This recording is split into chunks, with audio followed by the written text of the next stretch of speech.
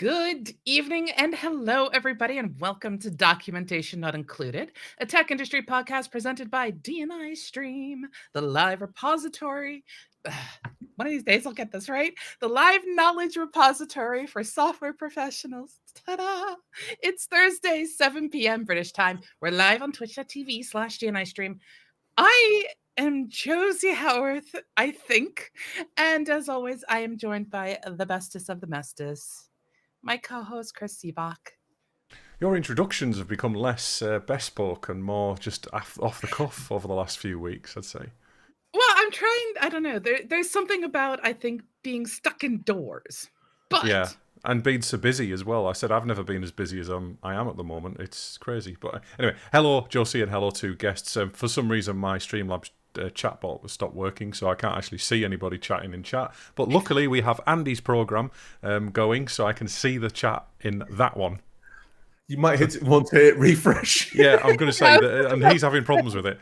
Oh, we're already having technical issues, so it bodes well, doesn't it? Hopefully everyone's name's right today. So yes, hello to everybody in Twitch chat. Please do get involved with the show. It is live, and we do field questions, and we will get you involved if you say anything funny, relevant, or just say anything, to be fair, sometimes. Before we get going, let me please introduce our guest. I already have done. Andy. Andy has been on the show before, so I'm going to let Andy introduce himself. Tell us what you do and where you come from. I come from Earth. I am from planet Earth most of the time. Yes, I am Andy, and I'm a .NET developer originally. I'm now a director, owner of my own company, and do all sorts of stuff. But mainly, I'm in the streaming industry at the moment, working with and for Twitch, and doing some other work that just revolves around the broadcast industry, really. I'm going to say amateur broadcast industry and use the hyphens on that one, but it's one of those things where it's becoming a lot more professional by the day. The thing is we consider what we do amateur, but people may look at it and come and see what we're doing and think it's professional. It's. I mean, we're not streaming on television. That's the difference, I suppose. We're not creating live content for massive amounts of people, but it's probably a good thing. I've done so. It is probably a good thing. Yeah, we'd definitely have to have a swearing policy, wouldn't we? Not necessarily. It depends on where you're at in the watershed. You say not for massive amounts of people, but that's what we're here to talk about, really, isn't it? It is indeed. It is indeed. But before we get going. Yes, before we get going, we're going to do our icebreaker question, and where Chris broke the taboos and brought developer questions into the icebreakers, I bring us back to the realities of non-developer questions. So, your icebreaker question for today, my friends: do you sing in the shower? Guests on it? No. I cannot sing to save my life. I don't even do it in the shower. It doesn't matter though, does it, when you're in the shower? Because nobody can hear you when you're in the shower. That's the rules. Apart from the wife, and that would just not go down well. I sing everywhere. I sing to our animals. I sing to my wife. I sing in the shower. I have sung on stream before, not on this show. In fact, you know what? If we went through all of the footage, I have sung.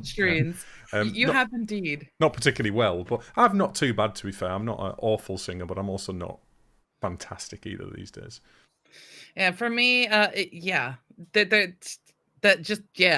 like Chris. I sing about absolutely everything. Heck, even my husband and I, we have a special little song that we sing when we've successfully fixed something in the house, or a computer has been fixed, or the network has been solved, or we have done something incredible. We even have our own little song we sing. But in the shower, heck yeah, the acoustics are amazing. Yeah, I mean, why wouldn't you?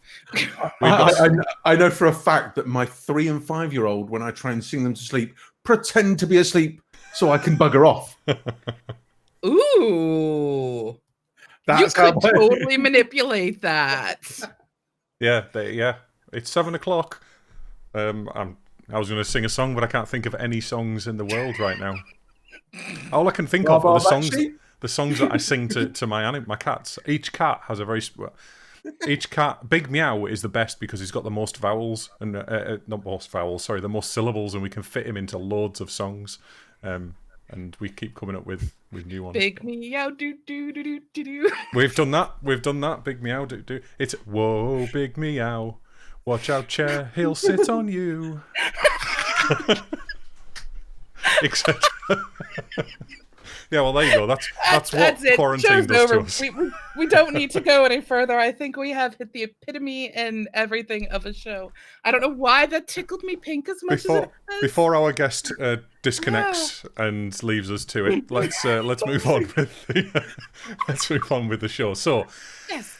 Andy is here to talk about online conferences, online meetups, and kind of online things like this, like this show, which is a bit of a stand-up or, a bit of community stand-ups, but online organisation of some sort. So at the moment, it's especially important as well because of the current lockdown situation across the world, not just in the UK. It's becoming even more important to do that. And I want to start off with a question for Andy. Which isn't quite related to the subject. But what do you think that life would be like right now if we didn't have the internet? Well, I wouldn't have TV. I wouldn't have the internet, but obviously, because you're asking for it. Well, I mean, the thing is, that I think the reason I ask that is because we are so... it's not just us. It's not just us early adopters of the internet. Back in the late 80s, early 90s, when we were online, and we were probably even before that, we're on BBSs and things like that. We've been with it since it grew up. But now the whole world is dependent on the internet, and people are staring at the phones constantly. It's been around us forever. But if we didn't have the internet and it never became a thing, what would the world be like right now? I would assume we would have a lot more trouble keeping people under a lockdown And up to date. And up to date. And how would I communicate with my next door neighbours? No, like the whole cul-de-sac in one text saying, "We've got it in this house. We're stuck in for 2 weeks. Could somebody do our shopping for us?" Hello and welcome to the BBC World Service. Andy Morrel. That's literally exactly what I was going to say. I mean, I happen to be a ham radio enthusiast. I've got my call signs and things like that. And there are ways to communicate. Like if there was no internet, without the bits and packets that you get with the internet. So there are things. I mean, there were back in the days, and this is such a horrible thing to say, but in the plague where you had signs that you would put up in windows, or, you would have an image or something, or you put a broom here or a candle in the light and you light it if you need something, if you don't like, there were ways to do it. News wouldn't necessarily spread as fast, but what I would say is we would be lacking a lot of internet of things. To be fair, the internet has enhanced our lives, let's be honest. But we'd also have big crosses on, painted on front of people's doors, big red crosses to say this is a plague house, etc. It's like as you say, it was the speed of communication. Yeah, and it would take a lot more time to get those people organized, to get those people in the places they needed to be.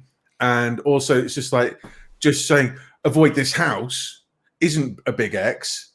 It's just something on a WhatsApp group and said, okay, avoid this house. The street we live on a fairly long street, but we've got a side street next to us, and there's a Facebook group that we've been invited to for the side street, and it's just, I mean, I don't really get involved with it, but my wife's on it, and listening to people and helping each other out, and people dropping books off and stuff on doorsteps, and just generally sense of community in that. And it's the internet that's enabled that. We wouldn't be able to do that kind of thing without it.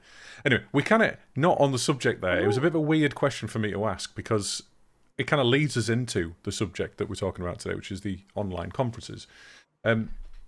So Andy, recently you've been involved in organising a fairly large event, which I think you're happy to talk about? Yes, right. So I am part of a large group of Twitch streamers called the Live Coders. It is the originator and sort of the founder of it is Jeff Fritz, who works for Microsoft. Now, he became a Twitch partner and went, okay, let's make this team. We'll invite people that sort of support developers, help people learn, have the sort of outlook of, it doesn't matter what language you use, just go coding, do something, do other things, and sort of that happy-go-lucky feeling. So one of the members came into our Discord on the 6th of March and went, should we do a conference? I've got a talk that I was going to give. My conference has been cancelled. And it was just like, everyone just went, yeah, that's amazing. Within, a week, we had 14 speakers, 38 talks from those 14 speakers. And within 2 weeks, we had 28 people and about 60 or 70 talks. It was ridiculous. Yep. But we couldn't have everyone do all their talks in this first conference. So it was quickly obvious that we might do more than one. Within a month, we had gone from that inception of, should we do a conference, to on the 9th of April, putting on that conference on Twitch. So less than a month, you were from idea to having, actually the whole thing ready to go. Yes. And this includes the speakers, new themes, the technology setup. Because if you think about it, we wanted to do it on one channel over those 17 hours, which it ended up being, with no gaps, without taking offline, putting yourself online, having people having like an MC in between. And it was one hell of a setup. And to get that, and also like theming, as I said, so the artwork, the moderation organization. And we were lucky enough to have our contacts in Twitch Dev sign us up for a temporary partnership. So the Live Coders channel was a brand new channel created this month, and they went, right, we'll give you a temporary partnership. So it will go on now and end on the 16th of April. So it disappears. So we could have as many viewers as possible watching in whatever quality they needed to, because that's one thing you get as a partner is you always get those quality. Yeah, you don't get them as a normal person. And affiliates aren't guaranteed them, but they have priority over the normal non-affiliates. Yep. Right. So sorry, say that again. So if you're a partner, then you have a better quality of stream. No, you always get the quality selections on your broadcast. So you can select the full 1080. Right, that's what I meant. Yeah. So the actual physical quality of the broadcast is better. I didn't realize that. I thought everyone was 1080, right? And you can have viewers select which quality they want, which you do not get automatically as an affiliate and automatically as a normal streamer. Right.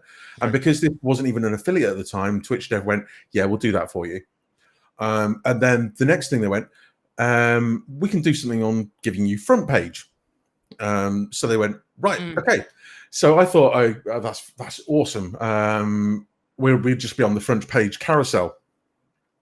No, they signed us up for featured front page carousel. So we were dead center for 7 hours, which was amazing, to be honest. Mind-bogglingly fun and awesome.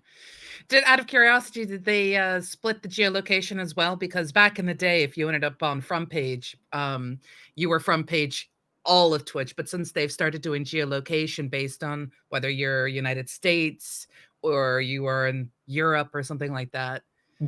We were on the front page in Europe, East and West Coast, and some of the other regions, but it depended on the time because they were doing, it was the same day Final Fantasy VII came out. Yeah.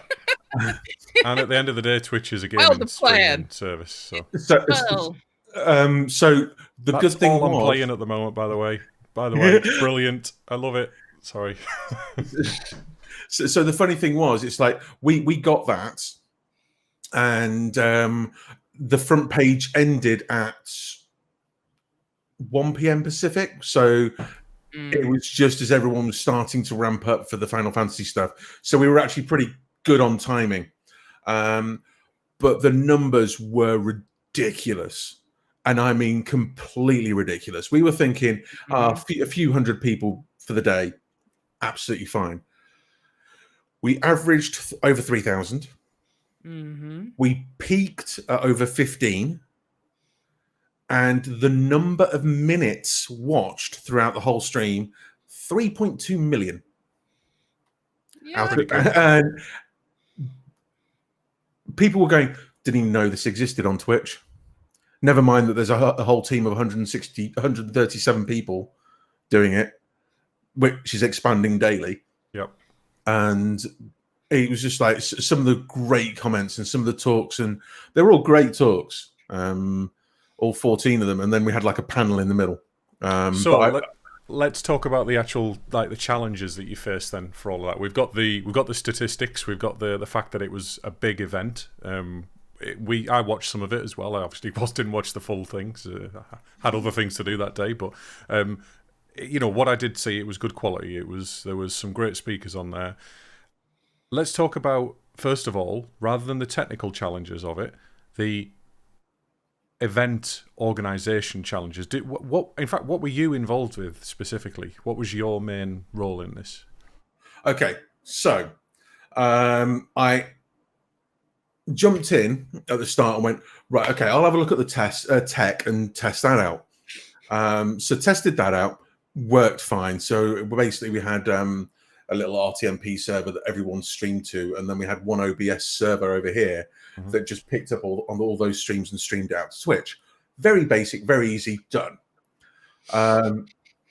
Then one of the original people just sort of went a little quiet, and it ended up being, let's try and get these speakers picked. So I went to Jeff Fritz, and went, should we pick these lot? Because one, we've got a lot of females in there. Two, we've got the Europeans and the other continents. And then we've got a few Americans in there. I think we ended up with a guy in New Zealand, 4 Europeans, and 5 female speakers, and the rest were American. No American females at all. No, they were. We don't exist. They were American males, which. Sorry. I just find that funny. Go on. And so that accidentally became me picking the speakers, because I was the only one that mentioned it, and it was like, damn it. And then it was, okay, let's put a schedule picker out there. So I got the schedule picker out there for those speakers. And then I organised when the start and finish time was. And then I organised when speakers were going to be. And then I ended up creating the theme for everything. What was just didn't you do then? Yes, that's basically what Copperbeardy just says. What weren't you involved in, Andy? So Lily Hazel, community manager for the live coders, she took over a lot of the little little bits that I had missed, like the moderation team. I say little bits. The moderation team that was 20 people for the day. Some of the timings for things, some of the communications, a conference website that she put together really quickly. We had 2 MCs, which were Chef Brent, who is Brent Schooley. He's another Microsoft MVP, and also Jeff Fritz was the second MC on the second half. Those two took on their roles as their 15-minute segments between each speaker to sort of fill. So there was a lot of little bits that I hadn't done and didn't even think about, because I wasn't, in my head, I wasn't sort of the organizer. But then it sort of accidentally happened that I was one of the main organizers of this. And then I actually ended up producing the whole stream from my office, which was, again, 17 plus hours sat in the same chair. That must have been quite tiring to do that. So when you said producing, then you were switching the RTMP feeds, you were, I suppose, arranging with the community manager who was on next, or going through the schedule and making sure people were available. Did you have like a little side meeting room going on, or we had several meeting rooms in Discord? So there was a full production room where only MCs, me, were able to type, and also featured chat. I did a little add-on that every message that you showed on featured chat got popped into that same Discord channel, and a few other sort of little bits to help move the production along. Because if you think from a speaker perspective, they've got to know when they're on, not me click a button, watch for the stream to change, and then tell the speaker to go. So we had the production channel show the scene changes as well. So, and I was listening to their talk through Discord rather than the stream. So I had virtually no delay. So was that something that other online conferences do? Because you're not the first person to ever do an online conference, or is it something that you guys came up with between you?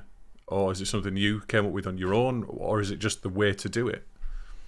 I have no clue how anyone else does it. I think a lot of companies that do online conferences have a lot more setup and are less remote.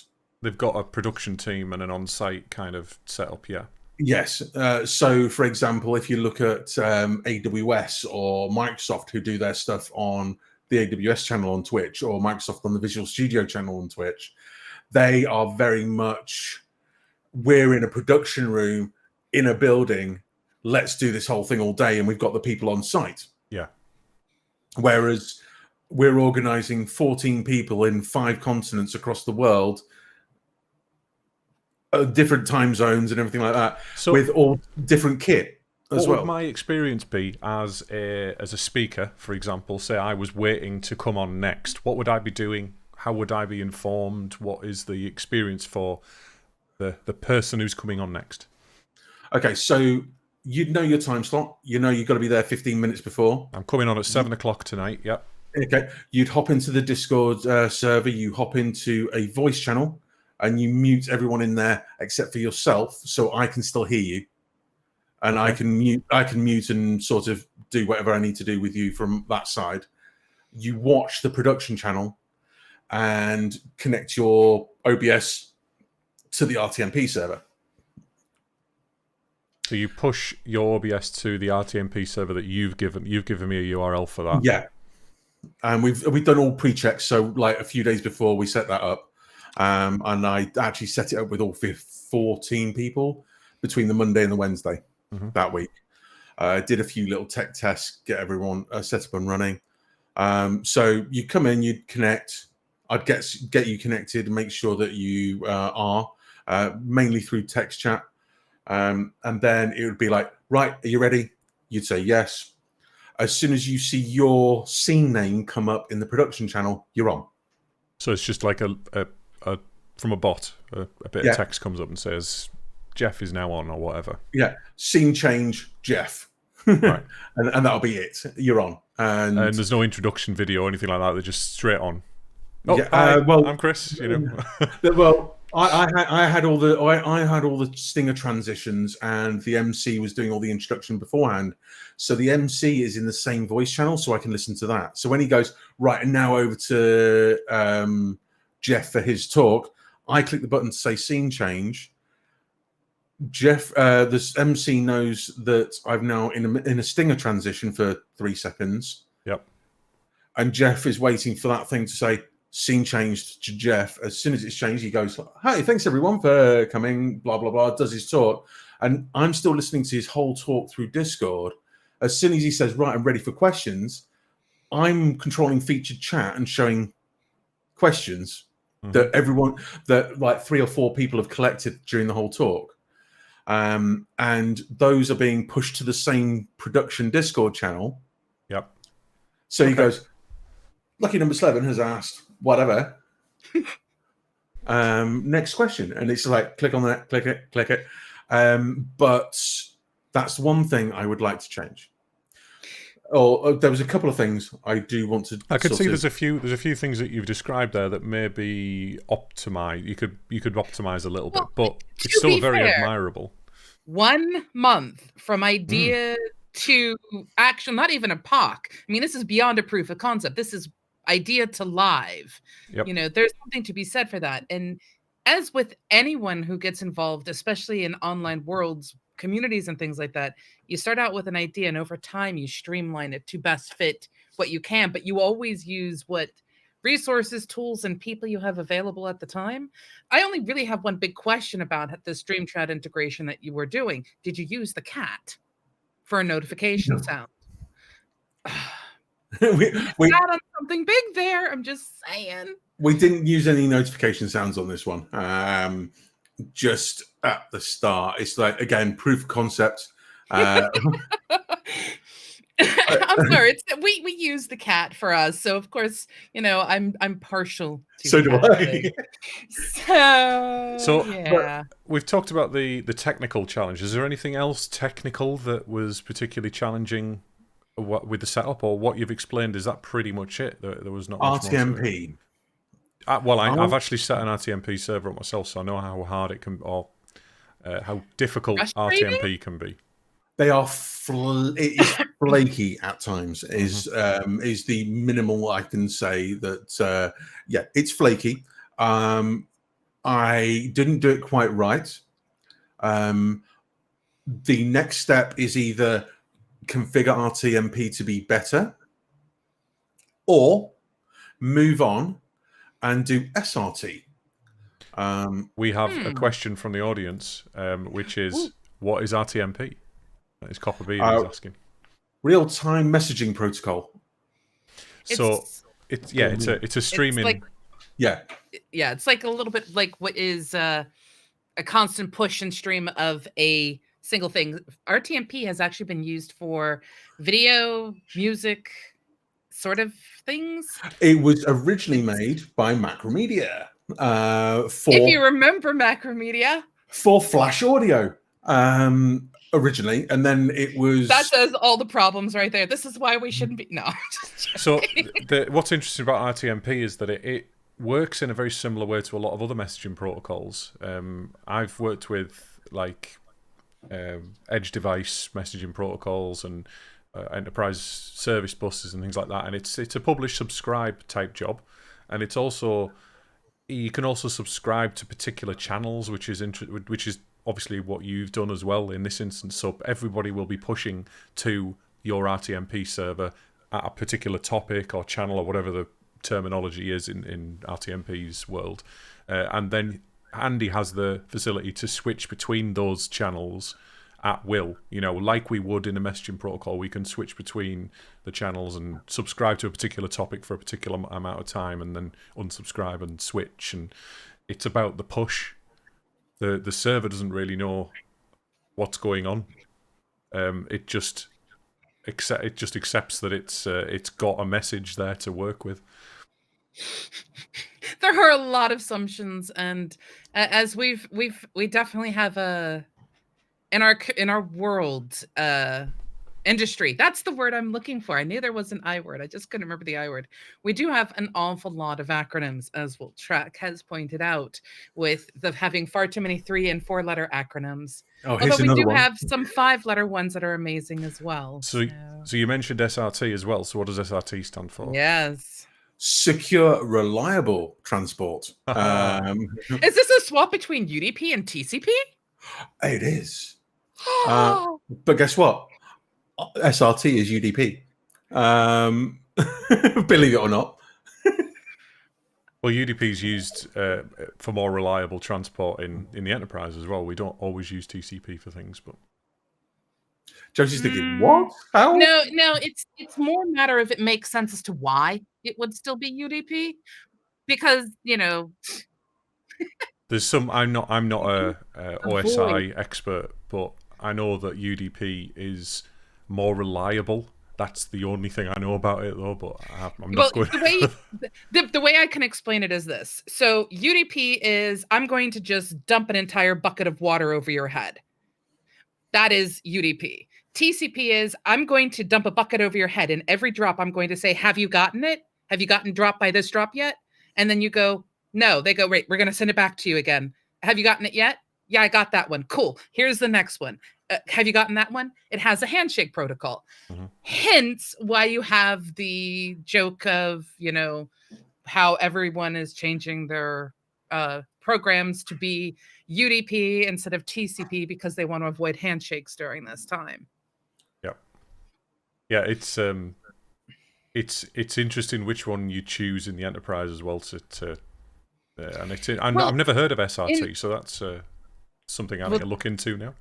UDP is used everywhere for video online. I mean, that's why sometimes when you're watching something, you'll see like a pixel disappear from a screen or something like that. It's not important information, so the loss of it is no big deal, which is why UDP is usually used for broadcasts. So SRT came about 2014, I think, if I remember correctly, because I did look it up. Because I'm actually last night I spent my stream actually looking at it. However, SRT has only just gone into OBS as somewhere that you can stream to, as in OBS 25, which was just released. Okay. Yeah. So that is why SRT is now an option. I mean, it literally was during this month, it was released. So this is why we didn't do it straight away. But I think that's one of the next steps. And then automate a few other things, like even a custom app that the speaker has and the MC, so I don't have to do the scene switching. It would make sense for the person who's MCing to have the control over that, so they can. Yeah, right now over to Andy. Yeah. Done. And it would be nice as well if the MC would have the facility to be able to talk as well over the top of someone else's stream. That's a little bit of another one, because then you'd have to have the two SRT or RTMP streams on the same scene, which I didn't have at the time. And that's also can be a little difficult depending upon lag as well. I mean, if you've got things coming from two different countries, I mean, if your MC is in Ireland and you have someone who's, portraying their talk through New Zealand, even if you're sitting there on Discord, there are known issues with lag for sound or words or things like that. So having that sort of crossfade where you usually hear an applause and an MC starts talking can be difficult. And there's also a couple of other issues that we sort of worked around, and RTMP was playing up so badly at one point that the audio from the RTMP stream wasn't going out onto the stream.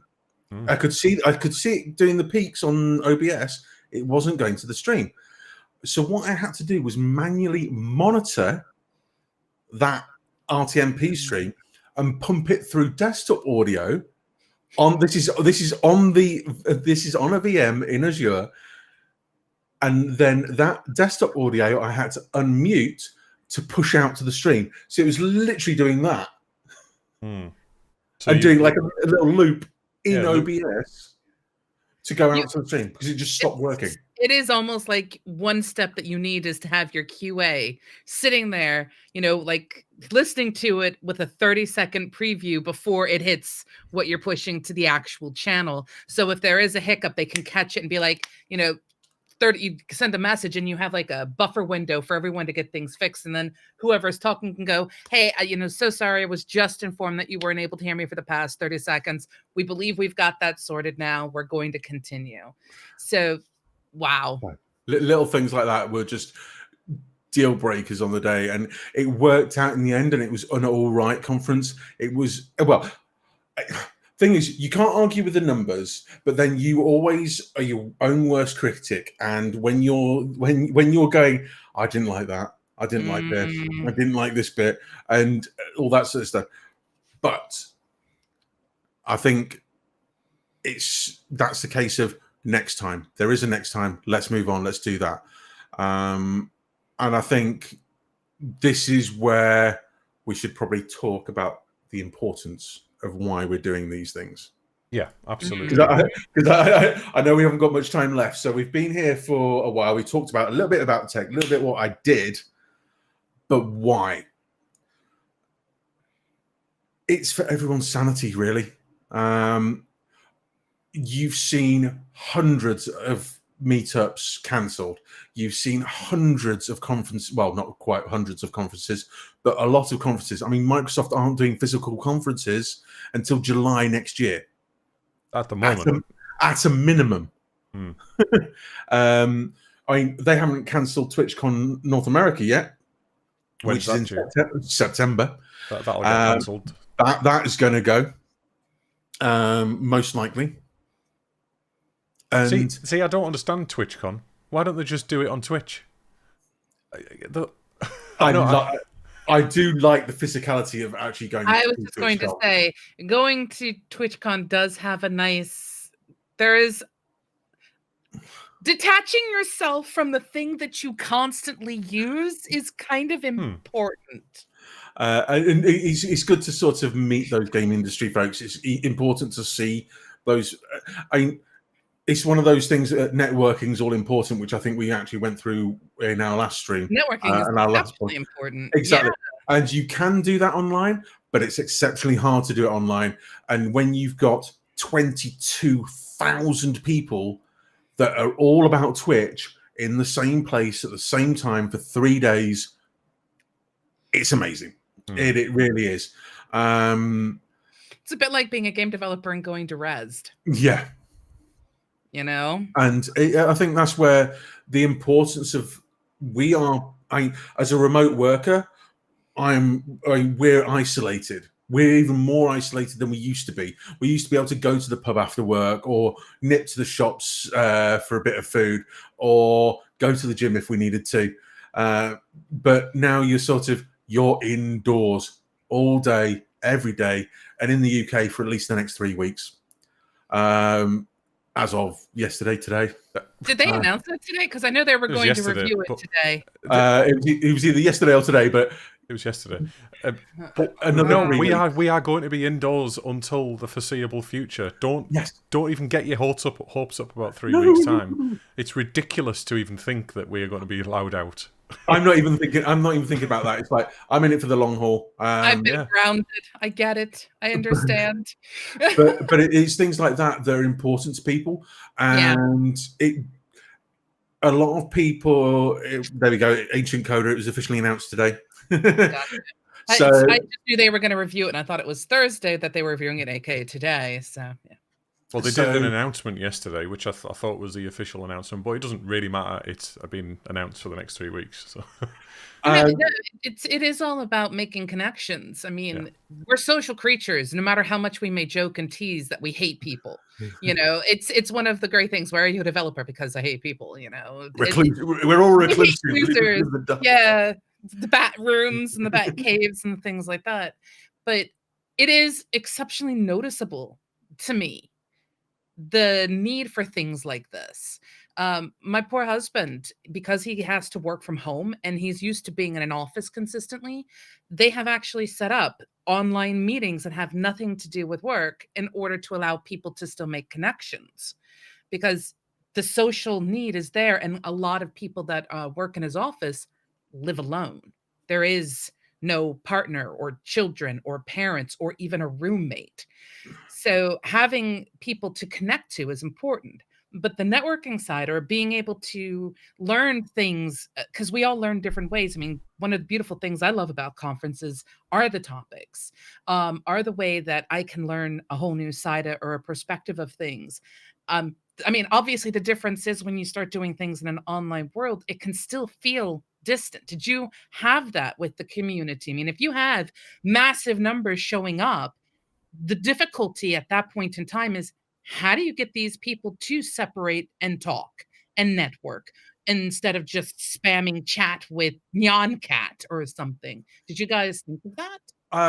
We did. I mean, we were lucky. The actual chat was very little in terms of why are you on front page?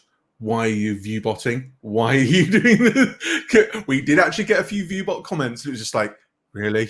You know, when I was when I was watching as well, there weren't that many people saying anything irrelevant. It was mostly, it wasn't spam chat. You know, like you get in some big streamers channels with 5, 6,000, 7,000, etc. people watching. It was very relevant, and it was fairly respectful, and it was asking relevant questions or It was making people relevant listening. comments. It was people listening and going, "This is cool. What's the answer to this question then? This is cool. What's the answer to that one?" At one point, we did have a bit of a moderator war going on because chat started to die down, and it was like we had a few moderators just talking constantly and asking questions. So it looked a bit sort of green swordy going down the chat. But no, I think it's also perceptions on how meetup should be, because I've seen a lot of older generation meetup organizers. It's something that I am sort of going to say, but a lot of them are using things like Zoom, Teams Live, and all this sort of stuff because you can see, well, especially with Zoom, you can see everyone in the same meeting. Mm-hmm. And it's that physical aspect of seeing everyone. And a lot of people are still thinking about it as a way of, you've got to see everyone because you've got to know their reactions. You've got to know that you're talking to them as a speaker, and they can ask you questions almost instantly if that's via voice, and you like to see their reaction when they're speaking to you. I'm very much not like that. It's just like, why? Why do you, right? If I'm going to ask a question, I'll ask it in any form that you want me to ask it. I'll do it in text. I'll do it in sign language. I can't sign language to save my life, but I was literally just about to say something to you in sign language. So I'm like, yeah, I'll put my hands back down. I would try. I'd fail. But I would try and do that. And it's just like, it's based on the platform you're going for. Now, for me, Twitch is an audience. It's a massive audience. There's 30 million-ish people that log in every month to Twitch. Right? If you're doing a meetup, physical meetups, this was like .NET Southwest, something in Nottingham, something in Oxford, something in Yorkshire. You have 100 people, maybe, maximum, maybe 200. If on a big day, if you've got a big speaker coming, that it changes the whole thing. When you think of Jeff Fritz and his everyday stream, he has 80 to 100 people in there. Mm-hmm. You look at one of the other partners on the team, Lana Lux. She's a game developer. Now she has 200 plus every stream on average. It's crazy. And if you think there's your audience, we just went through a 3,000 average 17-hour stream. And if you get through to a few of those, and as you said, Chris, the actual chat was all relevant or mostly relevant. What I saw, and I watched it over the course of the hour, maybe 2 hours in total.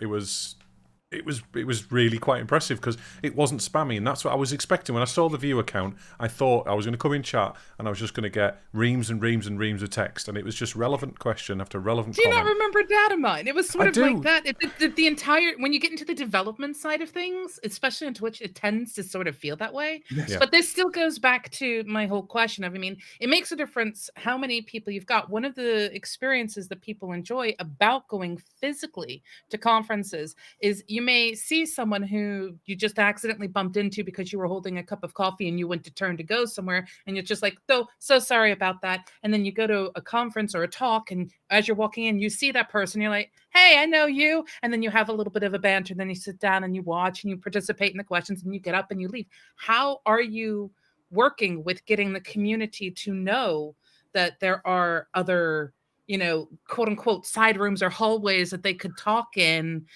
like you would get in that experience? Or is that something you guys haven't broached yet? We haven't broached it properly yet. Now, for example, I got 50 followers on the day, just like that. Mm-hmm. From my 3/4 of an hour on screen, I got 50 followers. I had 10 go into my Discord. I had like another 50 log into featured chat within that hour, and throughout the day, sort of a lot more. It was one of those things where we were pushing and we were looking at people. We were even previewing non-speakers during the day as well. And I hope that like a few people got those extra few followers, those extra few notes, and people using their own Discord servers and their own communities as part of that water cooler sort of talk. Right. Place. So those are they are the breakout rooms. Is everyone else's Discord, and I think Discord servers, and I think that's where probably the future will probably push a little bit more. Maybe even make our own live coders Discord server so we can have breakout rooms per speaker and things like that. Because that would be interesting. There's something beautiful about it, but there's also something terrifying about that as well. Mm-hmm. You know, as someone who actually loves the whole community side of things and getting communities working together towards an objective, a goal, or connecting, I both love and hate Discord. When I ask people, how many Discord servers are you sitting in? 6, and that's not a lot. It's not. And yet, when I look at mine, because of some of the things that I do, I'm in about 40. So how much do you actually pay attention to certain servers, or do you have it, mute until I unmute you? And there's a beautiful thing about it, but there's also a sort of pain inside of me as well towards it. So it's like I said, I have a love-hate relationship in those lines, which is why it's both beautiful and terrifying, or terrifyingly horrific, or horrifically terrifying. I think want to look at it. That comment you made then about having breakout rooms for each of the individual speakers, do you not want to encourage the speakers themselves to build their own communities, and they'll have their own Discord servers and they'll have their own ways of them getting involved, rather than building necessarily a live coders community? Because each live coder is essentially out on their own, but you're a team. Yes. Yeah, and that's the thing. I think this is what we've got to look at. Yeah. And what we should probably look at for the next one, or the next 3, or the next Live Coders 27 conference, whatever that might be in the future, if that makes sense. So, again, I'm going to say it was a month. we have got all these ideas, and we have so much feedback from not only the speakers that we had, but the moderators. Everyone has fed back into this, and it's looking pretty interesting future. And you'll find out if you pop in as well. We are just waiting. I'm literally waiting to turn on affiliate, and then that, because that is one of the prerequisites of being in the live coders thing, and then we are going to be applying. And I've been meaning to do this for about 3 months now, but Josie and I have been chatting about some things in the background, so we've got to a point where we can turn things on now. It's just now I've got to wait for my accountant to come back to me and basically say, because there's a lot of things with Twitch when you have to sign up affiliate, and I have to be sure that I want to do it. There's a lot of stuff you gotta do, and it's not so as easy as, oh wow, yay, I turned this on. You can. I could turn it as an individual, but that's the thing, is I don't really want to do that. I want to put it, I want to do it through my company and do it properly, so. Yeah, and I mean, hopefully we can get both of you in there. No offense, Josie, that's 41 Discord servers. Yes. Oh, I'll join the server, absolutely, yeah. Well, see, that's the thing. That's the thing that gets me, right? We want to be able to have a way of connecting. I mean, my gosh, documentation not included as a show exists because Chris works from home. I work from home. When we started it, Patrick was also, he was doing work, but we were people who knew each other, who were involved in some form of development. And we just wanted to talk to each other and have an outlet and a way to connect. That is the entire reason why we started this.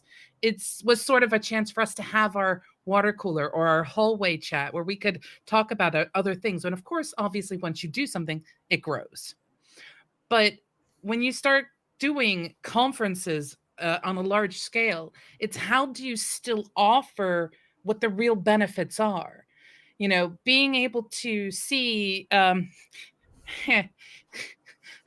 Let's go with Game Coder 69420 360 no scope, constantly chatting about the importance of using runtimes or things like that. And there's a disconnect that ends up happening instead of seeing someone's name badge of, Bob from Microsoft or, Chris from Shadow Moses or something like that. There's a bit of a community disconnect that can occur. So it's finding the little ways to make those connections, which will be really interesting to see how everything works out. And that's the thing, is the bigger the community. Go ahead, Chris. I was going to say, the bigger the community, the more disconnect you're going to get naturally. Now, you see that with game streamers. Game streamers who are small have a certain audience. The same goes with coders as well. We've got a certain audience. There are people that keep showing up on the, listening to our show, people that keep showing up listening to the dev streams that we do, that obviously like small streamers. And well, I say that. I don't know for certain. I mean, please tell us, people in the audience, what you think. But I assume it's because they like small streamers that don't have huge amounts of at the beard and the huge amount of chat as well. Because I get if I go into a channel where there is so much chat that I'm just going to get drowned out if I've got a relevant question to talk about. It's an ego thing. I want to be heard by that person, and a smaller streamer is going to hear me and respond to me more than a bigger streamer. And that's why I respect people like, for example, Jeff Fritz, who has the time generally to, I don't know how he does it, but he's got quite a lot of chat going on, but he still manages to pick out most of the relevant comments. He ignores some of them, and he has to, because there's so much, but he still does, he still... Thank your moderators. Thank your moderators. He does have moderators as well, yeah. That's the thing. Mr. Dinny stream. Inside of Twitch's stream chat, you can actually have different chats, like your moderator only stuff. And inside those chats, you can have your moderators watching the main thing and then push to the moderator chat room only. Like, there's so much you can do within the whole side of things to make things easier, but always be thankful for your moderators. Yeah, Jeff, we raided Jeff last week. Sorry, Josie. I know you're trying to finish, but I'm gonna say a little thing. We raided Jeff last week, and his bot said, "Thanks for the raid, Dinny stream." And I just typed in chat because he said, "Oh, hello, DNI stream," because he always says hello. And I said, "Oh, lol, Dinny stream," and he thought that I wanted him to pronounce it Dinny stream. And, so he was there was a whole confusion thing, and eventually got it, but hopefully he won't call us Dinny stream next time. Yay! Yes, we're getting to that point where it is time for us to end the show. Go figure. Yay. Thank you to everyone for joining us. Because of the fact that we've discussed an awful lot in timing, should we have ourselves a BYOB today? I'm actually going to let you pick. Did you learn any 1, 2, or 3 things that you think might be interesting? Andy? I learned a lot more about the actual protocols behind video and audio streaming. Again, it's very relevant, but I've got a lot of learning to do. And I think hopefully I can increase my knowledge base so I can help others. I think the thing is I said some absolute rubbish about UDP earlier on, because I had a little bit of reading while we were chatting, and I know the difference between TCP and UDP, but I don't need to know it on a daily basis, and it isn't more reliable. For TCP's more reliable because it's got the handshake, but it's like the thing is there's that much technology. I was wittering on about messaging protocols as well, but I was knee deep in some like MMQT and RTMP protocols, like knee deep in the low level OSI layers of how they needed to be implemented, and that was only a few months ago, and I can't remember half the stuff that I'd learned then, because I'm on to something else now. I'm working with Docker and C# and it's other hard. things. Yep. And for me this week, I basically learned all about making value adjustments for Killer, and that's been a bit of fun. Yay. I love Killer, but God, it has black magic that it does in the background. And it's just like, so painful. Oh. And for those who don't know, killer is out of memory killer. That is a service that kind of checks and it runs and sees what you have actually running. And if it thinks that it doesn't have the right type of memory due to math that it's doing with your available memory, your free memory, and other things that go with it, it associates a value. And if it hits a certain value, it'll actually kill off the service that is running or something along those lines. And yeah, I've had to make all kinds of crazy changes and try and figure out why I'm even running into the problem to begin with. Because killer is merciless. It does not care. It doesn't care if that service is important. A rule-based process killer, by the sounds of it, and that doesn't sound safe, especially on a production environment. That's actually probably one of the most cool and neat things that you can look into when it's a matter of making certain boxes still stay up and are accessible. Right. But yes, that was my thing, is learning all about killer this past week. And what I've been learning about over the last few days is yesterday you and I were doing a stream and we were talking about. I relearned this, by the way. Docker containers. If you've got multi-stage Docker containers that build into multiple stages and you try to do caching, you have to cache each individual stage. How that's relevant is, say for example, you've got a container that's building a web service, and you've got it builds in one stage, runs tests in another stage, and then deploys it and actually runs the application in the third stage. Each of those stages needs, if you're using something like Docker Compose, each of those stages needs a specific image that is output, because then images are not kept when you push them to the server. Only the last image is cached, because the last image is distinct from the other two. So, yeah, I relearned that, and I actually am in the process of doing something similar for a client that I was doing yesterday for us anyway. So what I was doing yesterday has actually helped me anyway. So yeah, all good. It's amazing. But yes, there's our BYOB. We are now officially at the end of the show. Thank you to all of you in Twitch chat for joining in with your questions and your comments and your, commentating, Voltrak, Copperbeardy, and Ancient Coder. It's lovely to see you guys. And for everyone listening in the future, we do hope to see you live with us. Now, Andy, thank you for joining us. It was a pleasure again. And sorry, I was just looking down then. I've seemed to have definitely fixed the issue with featured chat. Ooh, this is a good thing. It's been working the entire time we've been streaming. So yeah, it was. It got disconnected from Firehose and didn't reconnect. About 12 hours ago. That is not a good thing. But yes, feel free to pimp out your social media, your websites, your side projects, your pimp yourself, Andy. I'm Lucky Number Slevin on Twitch. I'm The Slevin on Twitter. I do mainly featured chat, which they use here. It was that little question thing, probably down there, or is it down that side? Yeah, that side. It was down there. And thanks for asking the questions. It was being good. Copperbeardy and everyone else. Thank you for being here. There you go. Just show again. Again. Thanks everyone. It's been amazing as always, and I hope to be back soon. It absolutely has, and we will have you back. Absolutely, Andy. We will have you back. I mean, that's kind of an obvious. And for those of you who are currently sitting there in chat, smiling and laughing, come on the show. Absolutely, yeah. We've actually got quite a few guests booked in at the moment as well. So don't expect just to see Josie and I. We will have people for the next few weeks at least. There's people more important than us. Oh, I'm not sure if they're more important, but they've certainly got more interesting things to say. Anyway, so yes, our time for pimpage. You can follow us and see all of our social media channel malarkey and all of everything else, all our podcasts.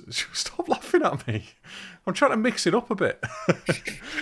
All of our podcast platforms on our website, www.dnistream.live. You can use a contact form to get hold of us for any reason if you want to be a guest, or you just want to send us some nice comments or nasty comments. Anything, to be fair. We're in quarantine, so send us some trolling. We don't mind. Chris. Invent some swear words and send them to us. And of course, do not forget to follow us on Twitch. There's a little button up there if you don't already follow us, and you'll get notified when we go live with our dev streams and our podcast. Or in about a week and a half, or whenever, subscribe. Yes, possibly. Yes. Whenever that happens. Potentially. Potentially. Spread the word. Talk about us or something to other people. Make them come watch the atrocity that we are. You can get emotes. Oh, we already have the ability emotes. to have some. We also have like VIP stuff and a whole bunch of other things that we. Yes, the pen emote will be done. You know what, Chris? I'm also going to have to state this publicly in the podcast for those who haven't had a chance to watch our Wednesday show. I also need a slumping Chris emote as well. I have never seen Chris like totally deflate visually. And we were talking about this whole caching thing and other stuff with Docker Compose, and I just happened to see out of the corner of my eye Chris getting smaller and smaller. And by the time I turned to look at him, because I was looking at, the way things were written and stuff like that, I'm looking at him and his head is like this big on the screen and the rest of it is his chair. I'm like, what happened, Chris? Are you having a tantrum? It's because, when you realise, when, Andy, both of you, in fact, you'll all know, and everybody who's a coder in chat will realise, when you've been working at something for so long and you've got to a point where you're happy with it and it's working and, it's fairly solid and you think, this is nearly production ready, and then something happens, i.e. I realised I needed to cache every bloody stage of the multi-stage Docker build. And then you realise, oh my God, I've got to do all of the work that I've already done, even though I know how to do it 3 times more. I've got to put loads of, and then you're just like, oh, I know how to do it. It's not going to take that long. I just don't want to. That's what I felt like. I'm telling you, temper tantrum Chris has to be an emote. It is the most adorable thing ever. I'm actually going to go back and clip it and just, put a little meme text of I can't even, or just put 13579 or something. Another one on those ones. I had a slash at the end of a config value when I shouldn't for about 6 to 8 hours.